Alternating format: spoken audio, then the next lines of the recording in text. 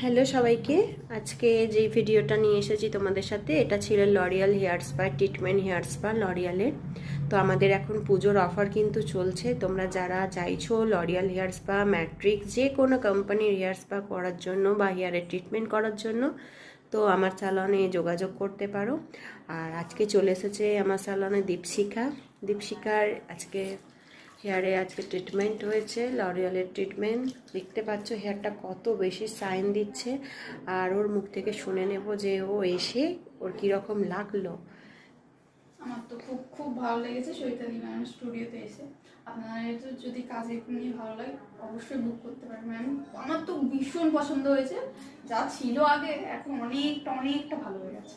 Thank you. তুই কি recommend করবি কাউকে? অবশ্যই।